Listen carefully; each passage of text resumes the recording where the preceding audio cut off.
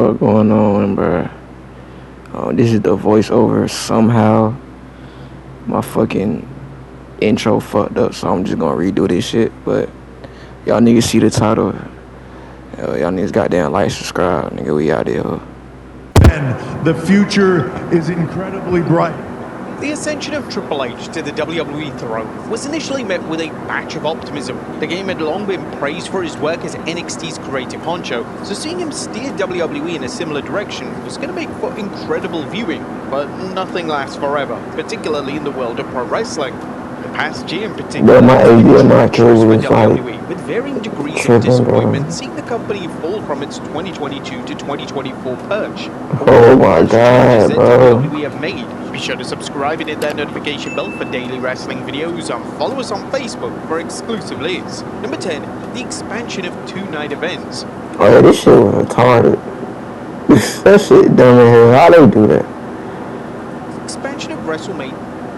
Just that alone, that's how you know that you want cheese, twin.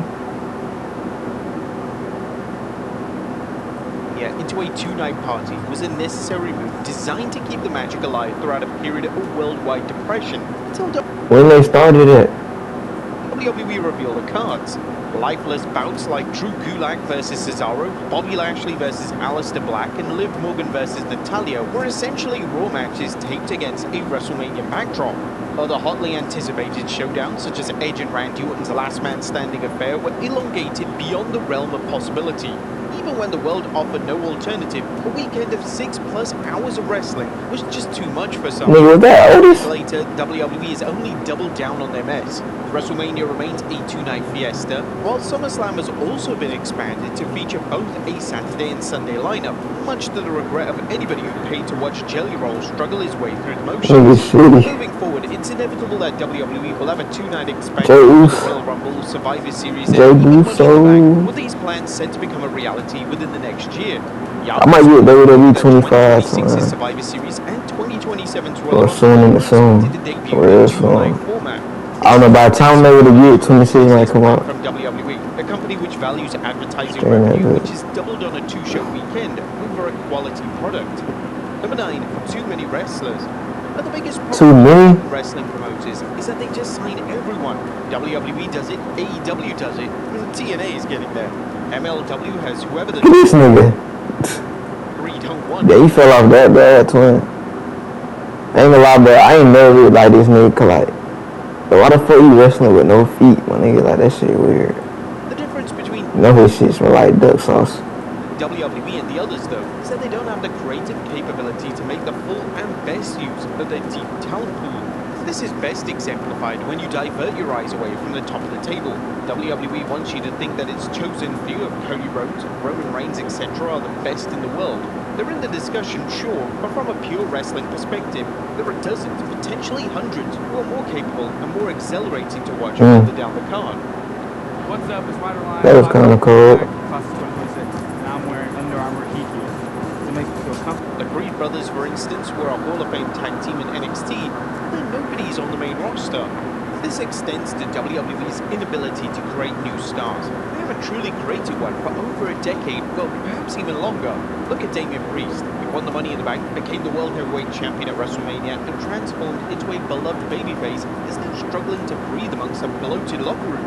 WWE tries, fails, and then gives up. It's an unfortunate cycle. Number 8, too many championships. Similarly, WWE currently boasts too many championships to give each of them the light of day.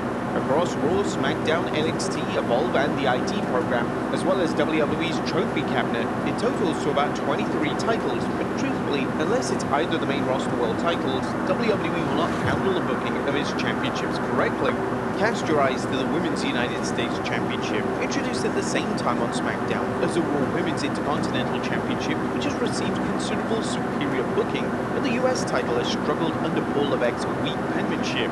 Chelsea Green was revolutionary as its inaugural holder, but the subsequent reigns of Zelina Vega and Julia have proven counterproductive. Julia, for instance, cropped out of nowhere, befriended Zelina, instantly turned on her, dethroned her. I don't see how y'all watch this shit, bro. The strap and then but going in the ass niggas that watch this shit, gang. Like, but they can't hit and they don't look real, like. Obscurity, reappearing eventually with James Shit as our shitty. team because, well, who knows in reality? On Raw, the World Tag Team Championships have only been defended once, which highlights both the kayfabe 30-day clause for titles to be defended within and the self-implosion of the Red Brand's doubles division. Considering these belts are being booked by the same man who penned many of NXT's illustrious tag team encounters, it's a severe misstep that the titles have fallen off this hard and this quickly. Number 7, post-show press conference. And post-show press conferences are commonplace amongst various sporting organizations and serve a place to highlight the successes of that evening's events and for the media to question athletes on their performance, their areas for improvement, and what their Waffle House order is. Unsurprisingly, the last quip was exclusive to WWE's post-show presses.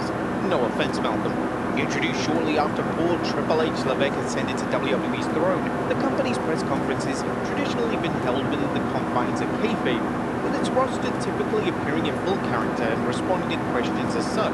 This goes hand in hand with the press conference being full of fans playing journalists rather than the actual reporters you'll find invited to an NBA conference, resulting in some baffling questions.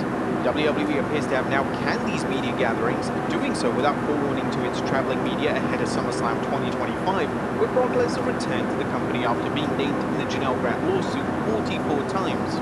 Very convenient. 44. Number 6, WWE Unreal. Appearing behind the scenes at WWE has been a long and tantalizing concept, one the company has rarely shied away from. The celebrated run of WWE 24 documentaries offered an inside look at, for example, the day of WrestleMania, detailing every emotion, every curveball, and every controversy. WWE Unreal, however, goes one step deeper into the previously prohibited abyss. The 6-part Netflix series was set up so that fans were given full access to the writer's room, the gorilla position, and everywhere in between, giving audiences their first authentic glimpse into their creative process that makes WWE what it is. And this was fascinating to watch, but did it go too far? Former WWE star Tommy Dreamer would say so, as he likened the pulling back of the curtain to an art of magic, explaining on Busted Open Radio that once he learned how it was done, the media was dead to him. This feeling is mutual with old school watchers too, who are hardwired to believe that the series is slowly killing the business, with certain storylines seemingly playing Yeah, this was stupid. out with an Unreal episode in mind. It's hard to disagree. Number 5, ads everywhere.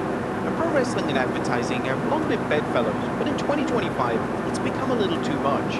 Previously, it would be the case that a pay-per-view would have one sponsor, two at a push, which was advertised throughout the entire broadcast.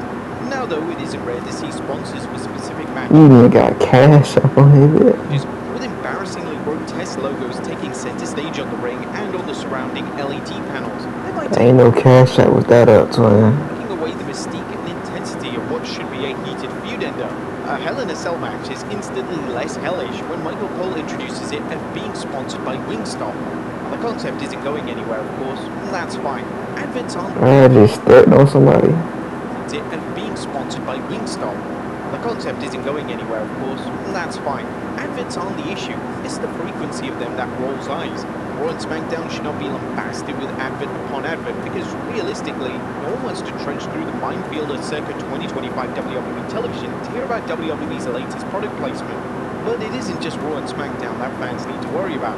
It's number 4, ads on premium live events. WrestlePalooza was WWE's first premium live event to be broadcast by ESPN, and surprisingly, it featured several commercial breaks. This is unacceptable. ESPN DTC, the app which was slated to host WrestlePalooza, faced glaring technical issues ahead of the event, leaving fans having to pay extra on top of the usual $29.99 per month fee. But those issues aren't expected to be fixed until the year's end, meaning fans watching from the United States may face similar charges for Crown Jewel and Survivor Series War Games. And WWE has long been partial to airing commercials That nigga fat as hell. partnered with notable recent examples being LA Knight's Slim Jim ads. For sure, fans are used to seeing adverts and commercials on weekly double. If you get stuck on a melody or if you just feel like you can't get a song started, Output's co-producer is very dope. They WWE television, but to add it into PLEs is now criminal, especially when fans pay a premium price to watch that event. Number 3, noticeable creative fatigue. But Triple H has gotten way too comfortable. His appointment as WWE's chief content officer was met with a rapturous response, as the game had been an untouchable booker when he ran operations for NXT. But that shit, that NXT shit don't count though, bro. That nigga had help in that hoe. He didn't think this shit still NXT, like. That damn roster, that WWE roster, that shit look like some NXT shit. Like, I don't know. Where events Like the show be feeling NXT like vibes, my nigga. typically outclassing whichever WWE pay-per-view it shared that weekend with.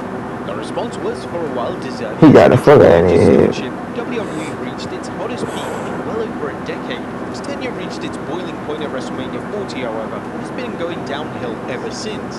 The format Really bad blood. That's when that shit fell off.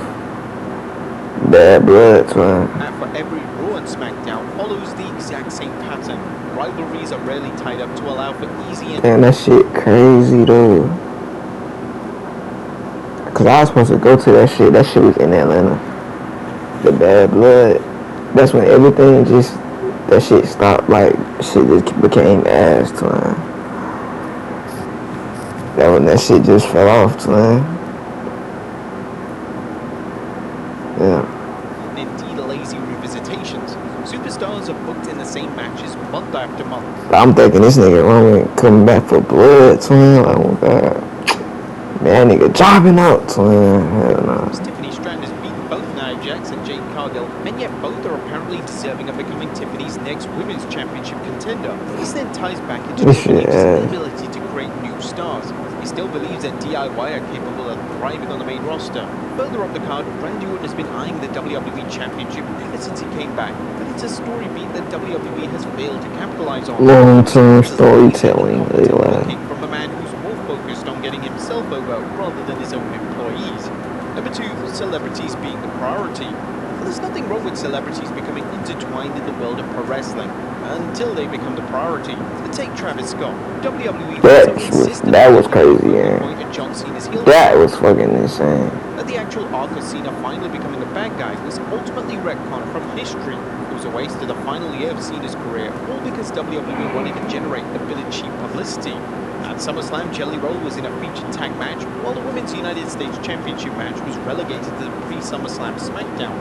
As for the Rumble, Akira Tozawa, a devoted good hand since 2016, was inserted into the link that allowed Aisho Speed to enter the titular. Oh, I remember that. Well, that could be excused, given the streamer's near-death experience. But this last year shit? The problem persists. We know This the shit was Rumble lit. isn't going to go overnight, but WWE Okay, needs to sure. find the right balance in how to best showcase whichever celebrity they landed for that month.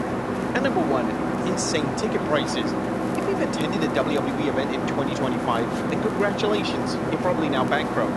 Now, one thing's for sure, the problem doesn't persist in wrestling alone. 38K, and that had money, man. However, WrestleMania 42 slated once more for Las Vegas' Allegiant Stadium, and its pricing revealed recently, with the highest price being a whopping $8,998 for a floor seat. Even in the Shit 400 crazy. section, a seat will set you back $854. And for context, Shit crazy, Reddit thread man. discussing the outrageous prices saw one fan reminisce about attending WrestleMania 31, where they sat in a luxury box for just $400. Even more recently, at WrestleMania 39, Wow. the man recalled spending just $105 and $85 to attend each night.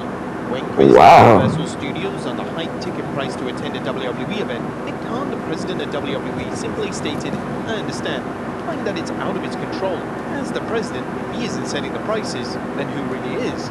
Attending WWE is no longer for the average family. It's for the rich and the wealthy," and indicated the Oh god, but that shit for the suburbans. direction it's heading in, with WrestleMania 43 scheduled for Riyadh. Shit crazy as fuck. Yeah, shout out to my nigga WrestleMania, twin.